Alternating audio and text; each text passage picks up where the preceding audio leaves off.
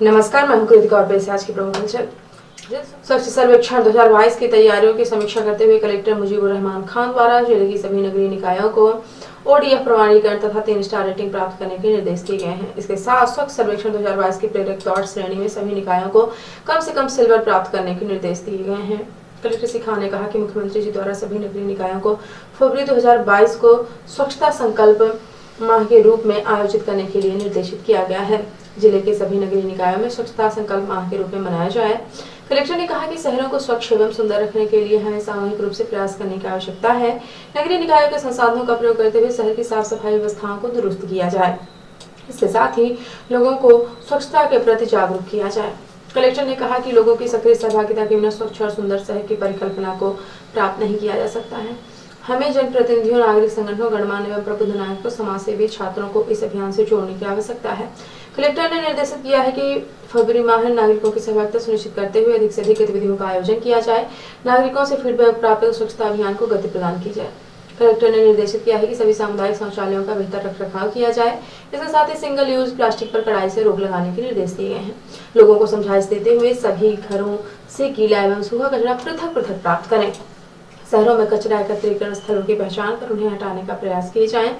Collector Shri Khan द्वारा स्वरोजगार योजनाओं की प्रगति की निकायवार विस्तृत समीक्षा की गई। स्वरोजगार योजनाओं की प्रगति पर अपेक्षित प्रगति नहीं होने पर अप्रसन्नता व्यक्त करते हुए फरवरी माह में अभियान चलाकर वार्षिक लक्ष्यों की प्राप्ति के निर्देश दिए गए हैं। कलेक्टर ने पीएम स्वनिधि योजना के प्रथम चरण एवं द्वितीय चरण के हितग्राहियों से लगातार संपर्क करते हुए 100% लक्ष्य प्राप्ति के निर्देश दिए हैं। इसके साथ ही NULM योजना अंतर्गत स्व सहायता समूह के गठन, आवर्ती निधि के भुगतान, बैंक लिंकेज, स्वरोजगार योजना, समूह ऋण एवं व्यक्तिगत ऋण के लक्ष्यों की प्राप्ति के निर्देश दिए गए हैं। कलेक्टर ने कहा कि बैंकों तथा हितग्राहियों से सतत संपर्क बनाते हुए लक्ष्यों की प्राप्ति के प्रयास किए जाएं। कलेक्टर ने दीनदयाल अंत्योदय रसोई तथा आश्रय स्थल रैन बसेरा योजना के प्रचार प्रसार के दृष्टिगत बस स्टैंड, अस्पताल परिसर, कलेक्ट्रेट कार्यालय परिसर, नगर पालिका सीधी सीमा पर निर्मित तोरण द्वार पर होर्डिंग तथा रसोई भोजनशाला तथा आश्रय स्थल के बाहर एवं भीतर फ्लैक्स लगाने के निर्देश मुख्य नगर पालिका अधिकारी, नगर पालिका परिषद सीधी को दिए हैं। इसके साथ ही नगरीय क्षेत्रों की सड़कों को संधारण, राजस्व वसूली, प्रधानमंत्री आवास योजना के प्रभावी क्रियान्वयन तथा सीएम हेल्पलाइन की शिकायतों के निराकरण के निर्देश दिए हैं। बैठक में सभी नगरीय निकायों के मुख्य नगर पालिका अधिकारी तथा योजनाओं के क्रियान्वयन से संबंधित अधिकारी उपस्थित रहे। पूर्व नेता प्रतिपक्ष अजय सिंह ने कहा कि केंद्रीय बजट किसान, युवा, निम्न एवं मध्यम वर्गीय परिवार और कर्मचारी विरोधी है। इससे सभी निराश हैं और अपने आप को ठगा महसूस कर रहे हैं। यह बजट केवल अमीरों और उद्योगपतियों को फायदा पहुंचाने पर केंद्रित है। श्री सिंह ने कहा कि इस बजट ने किसानों को सबसे ज्यादा निराश किया है। वे अपनी मांगों को लेकर साल भर से आंदोलन कर रहे थे। झूठे आश्वासन देकर उनका आंदोलन समाप्त करवाया। अब न तो एमएसपी पर कानून बनाने की बात बजट में है और न ही व्यापारियों से शोषण से किसानों को बचाने के लिए कोई उपाय किए गए हैं। जाहिर है कि सरकार ग्रामीण अर्थव्यवस्था को और ध्वस्त करना चाहती है। बजट में इनकम टैक्स में छूट के कोई प्रावधान नहीं है। युवा भी निराश हैं क्योंकि इस बजट से बेरोजगारी और बढ़ेगी। उन्होंने कहा कि केंद्रीय बजट पूरी तरह निराशाजनक है। इस बजट में कर्मचारियों के हित में कोई कदम नहीं उठाए गए हैं। सरकार का ध्यान सिर्फ टैक्स वसूली के साथ ही उद्योगपतियों को कैसे ज्यादा से ज्यादा फायदा पहुंचाया जा सके, इस पर केंद्रित है। इस बजट से महंगाई और बढ़ेगी। जिले के सिहावल विधानसभा क्षेत्र में कांग्रेस का घर चलो अभियान आरंभ हो गया है। इसकी शुरुआत ग्राम लवा के ऐतिहासिक मंदिर में पूजा अर्चना के बाद की गई। इस दौरान विधायक एवं पूर्व मंत्री श्री कमलेश्वर पटेल ने कहा कि कांग्रेस का अभियान घर घर चलो पूरे क्षेत्र में सभी लोगों के यहाँ जाकर कांग्रेस शासन में किए गए जनहित के कार्यों को बताकर कांग्रेस के उद्देश्य से एवं रीति नीतियों से जन जन को अवगत कराएंगे। उन्होंने आगे कहा कि भाजपा का असली चेहरा गौ सेवा के नाम पर गौ हत्यारे के रूप में आया है। मध्य प्रदेश के भोपाल एवं मुरैना जिले में अनेक गौशाला जो भाजपा के नेता संचालित कर रहे हैं, उनके द्वारा सैकड़ों गायों को पिछले दिनों मारा गया है, उनकी हत्या की गई है। इनके ऊपर हत्या का प्रकरण चलना चाहिए। भारतीय संस्कृति में गौ सेवा का बहुत उच्च स्थान है। कांग्रेस ने 1000 गौशालाओं को बनाकर जनता को समर्पित किया तथा 4000 गौशालाओं का निर्माण कार्य आरम्भ किया, लेकिन प्रदेश की भाजपा सरकार ने उन्हें बंद कर दिया तथा आज गोवंश सड़क पर आने को मजबूर है। किसान परेशान हैं, उनके खेत गोवंश जाकर खड़ी फसलों को खराब कर रहे हैं। वहीं गौरक्षक गौभक्षक बनकर गायों को मार रहे हैं। विधायक श्री पटेल ने कहा कि इस अभियान में कांग्रेस के पदाधिकारी एवं कार्यकर्तागण प्रत्येक बूथ के एक एक घर जाकर कांग्रेस सरकार के द्वारा किए गए जनहितैषी कार्यों को बताएंगे। विधायक श्री पटेल ने कहा कि अभियान 1 फरवरी से आरंभ होकर निरंतर चलता रहेगा। इस अभियान में गांव-गांव जाकर कांग्रेस के कार्यकर्ता सर्वहारा वर्ग के कल्याण के लिए बनाए गए कार्यक्रमों की जानकारी देंगे।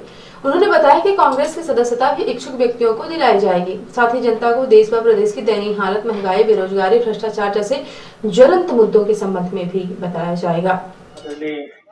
कमलनाथ जी ने राहुल गांधी जी के, श्रीमती सोनिया गांधी जी के मार्गदर्शन में घर चलो घर घर चलो अभियान की आज शुरुआत देवास से कमलनाथ जी ने की है और हर जिले में ये कार्यक्रम आज शुरू हुआ है। विधायक श्री पटेल ने कहा कि देश की संपत्तियों को बेचने का काम भाजपा के केंद्र और प्रदेश की राज्य सरकार कर रही है। आजादी के बाद इसमें पहली बार बेरोजगारी अपने चरम सीमा पर है। यह सब भाजपा सरकार की गलत नीतियों का परिणाम है। उन्होंने सभी से आह्वान किया है कि अब जन जन को आगे आकर देश के लोकतंत्र और संविधान को बचाना होगा। श्री पटेल ने कहा कि कांग्रेस सरकार की उपलब्धियों एवं भाजपा सरकार की नाकामियों के बारे में भी जन जन को बताया जाएगा। कार्यक्रम में ब्लॉक कांग्रेस कमेटी के बहरी अध्यक्ष श्री परमजीत पांडे, जिला पंचायत सदस्य नरेंद्र सिंह भंवर, सरपंच श्री महेंद्र पांडे सहित पार्टी पदाधिकारी, कार्यकर्ता गण व ग्रामीण जन उपस्थित रहे। घर चलो अभियान की यात्रा लवा, पदुलखी एवं दूधपुरा के गांव में पैदल यात्रा करके पूर्ण हुई। पद यात्रा में सैकड़ों लोग चल रहे थे जो गगनभेदी नारे लगाकर जन जन को जागरूक कर रहे थे। प्रदेश कांग्रेस कमेटी द्वारा 1 फरवरी से 28 फरवरी तक चलाए जा रहे घर चलो महाअभियान का सीधी जिले में प्रत्येक विधानसभा के हर ब्लॉक में बूथ स्तर पर कार्यक्रम को संपादित कराने के लिए आज जिला कांग्रेस कमेटी सीधी द्वारा पार्टी कार्यालय जवाहर कांग्रेस भवन में पूर्व मंत्री एवं जिला कांग्रेस कमेटी के प्रभारी सईद अहमद मुख्य अतिथि एवं जिला कांग्रेस कमेटी के अध्यक्ष रुद्र प्रताप सिंह बाबा की अध्यक्षता में एक विस्तारित बैठक संपन्न हुई। बैठक में सर्वप्रथम जिला अध्यक्ष रुद्र प्रताप सिंह बाबा द्वारा मुख्य अतिथि का पुष्पहार से स्वागत कर घर चलो अभियान के रूपरेखा पर विस्तृत प्रकाश डाला गया। श्री बाबा ने कहा कि प्रदेश कांग्रेस कमेटी के अध्यक्ष पूर्व मुख्यमंत्री कमलनाथ के निर्देश पर 1 फरवरी से 28 फरवरी तक पूरे प्रदेश में घर चलो महाअभियान का कार्यक्रम का शुभारंभ हो रहा है। इस महाअभियान के तहत प्रत्येक कांग्रेस जन हर ब्लॉक में ब्लॉक अध्यक्ष के नेतृत्व में पार्टी के झंडा बैनर लेकर प्रतिदिन 5 मतदान केंद्रों पर घर घर दस्तक देंगे। इस दौरान पार्टी का सदस्यता अभियान चलाएंगे। पार्टी के सभी नए एवं पुराने सदस्यों का सदस्यता फॉर्म भरवाएंगे। मतदाता सूची का सत्यापन भी बूथ स्तर पर ही कार्यकर्ताओं के साथ मिलकर किया जाएगा। उन्होंने कहा कि इस दौरान प्रदेश की जन विरोधी भाजपा सरकार की नाकामियों को उजागर भी किया जाएगा तथा कमलनाथ सरकार की 15 महीने की उपलब्धियों एवं जनहित की योजनाओं की जानकारी भी जनता को दी जाएगी। बैठक को संबोधित करते हुए जिलाध्यक्ष ने कहा कि इस कार्यक्रम को सफल एवं ऐतिहासिक बनाने के लिए प्रत्येक ब्लॉकों में जिले के वरिष्ठ नेताओं, ब्लॉक अध्यक्षों के सहयोग एवं समन्वय के लिए प्रभारी भी बनाया जाएगा। बैठक को संबोधित करते हुए पूर्व मंत्री सईद अहमद ने कहा कि भाजपा सरकार की जन विरोधी नीतियों तथा प्रदेश में पनप रहे जंगल राज के खिलाफ आवाज उठाने के लिए एवं मध्य प्रदेश के नवनिर्माण के संकल्प को पूरा करने के लिए पार्टी कार्यकर्ताओं घरों से बाहर निकले और घर घर दस्तक देकर जनता को सच्चाई से अवगत कराएं। उन्होंने कहा कि यह अभियान अब तक का सबसे बड़ा अभियान साबित होगा। उन्होंने कहा कि इसकी सफलता में ही मध्य प्रदेश में सत्ता परिवर्तन का मार्ग प्रशस्त होगा। कार्यक्रम को संबोधित करते हुए मध्य प्रदेश कांग्रेस कमेटी के महामंत्री ज्ञान सिंह ने कहा कि कांग्रेस के कार्यकर्ता पार्टी की रीढ़ की हड्डी हैं। कार्यकर्ता जब उठकर खड़ा होता है तब पूरी पार्टी खड़ी हो जाती है। उन्होंने कहा कि घर चलो अभियान महाअभियान 2023 में भाजपा सरकार के जंगल राज एवं कुशासन से प्रदेश को मुक्ति दिलाने के लिए नींव का पत्थर साबित होगा। बैठक में बड़ी संख्या में पार्टी कार्यकर्ता एवं पदाधिकारी उपस्थित रहे।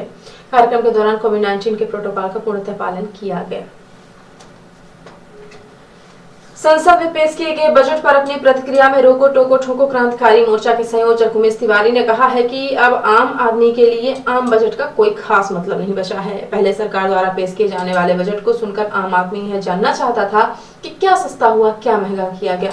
खाद्यान्न, कपड़ा, मशीनरी, कंप्यूटर, मोबाइल, बिजली और बिजली के सामान, डीजल, पेट्रोल, खाद, बीज, किराया, भाड़ा, टैक्स आदि के दाम बढ़ने घटने के लिए हमें बजट का इंतजार करना पड़ता था, लेकिन अब ऐसी बात नहीं है। इन सब में साल में 4-5 बार वृद्धि हो जाती है। बजट पेश किया जाना सिर्फ आंकड़ों की बाजीगिरी है। उमेश तिवारी ने कहा कि आज वित्त मंत्री द्वारा पेश किए गए बजट में किसानों का एमएसपी पर खरीदी पर बजट 2% कम करना और कॉर्पोरेट का टैक्स 3% कम करना तय करता है कि बजट किसके फायदे का है। पेश बजट में बेरोजगारी और महंगाई से जूझ रहे लोगों के लिए कुछ भी नहीं है। उमेश तिवारी ने कहा कि भारत के 10% अमीरों के पास देश की कुल 75% संपत्ति है। नीचे के 60% लोगों के पास महज 5%। ऐसे में अमीरों से ज्यादा टैक्स लेने का प्रबंधन क्यों नहीं किया गया। और अब से प्रादेशिक हलचल। एमपी बोर्ड परीक्षा की तारीख आगे नहीं बढ़ेगी। स्कूल शिक्षा मंत्री परमार ने किया ऐलान। 10वीं के पेपर 18 से और 12वीं के 17 फरवरी से ही शुरू होंगे। 4 जिले में कलेक्टर बदले। इलैया राजा टी को रीवा से जबलपुर, अलीराजपुर से मनोज पुष्प को रीवा भेजा। बजट में एमपी को केन बेतवा नदी जोड़ने के लिए 1400 करोड़ मिले। 9 जिलों को फायदा। इटारसी से विजयवाड़ा तक बनेगा रेल कॉरिडोर। और सीएम शिवराज बोले, नए भारत के निर्माण का बजट। कमलनाथ ने कहा, किसी भी वर्ग के लिए कुछ नहीं। और अब ऐसा राष्ट्रीय हलचल। बजट में इनकम टैक्स पर सब निराश। पर वित्त मंत्री बोली, 2 साल से टैक्स नहीं बढ़ाया, ये क्या कम है। 72% लोगों ने कहा टैक्स पेयर्स के लिए कुछ नहीं। 58% बोले बजट किसी काम का नहीं। महंगाई वाला बजट। सादा पेट्रोल और डीजल पर 2 रुपए का एक्स्ट्रा टैक्स असर। दिल्ली में अक्टूबर से 2.5 रुपए तक महंगे हो जाएंगे। और राहुल बोले, युवाओं और किसान के लिए कुछ नहीं, लेकिन बीजेपी के लिए अर्थव्यवस्था को बढ़ाने वाला बजट। तो ये थी आज की प्रमुख हलचल। यदि आप न्यूज फेसबुक पर देखते हैं तो पेज को लाइक और फॉलो करें। यूट्यूब पर देखते हैं तो चैनल को लाइक और सब्सक्राइब करना बिल्कुल ना भूलें। आप किसी भी न्यूज को तत्काल पढ़ने के लिए लॉग इन करें www.ntvindianews.com। सीधी बंद की प्रत्येक न्यूज का अपडेट अपने फोन पे पाना चाहते हैं तो आप प्ले स्टोर से हमारा app NTV India news download करें और जुड़े रहें अपने आसपास की समस्त गतिविधियों से। एनटीवी इंडिया न्यूज के साथ। नमस्कार।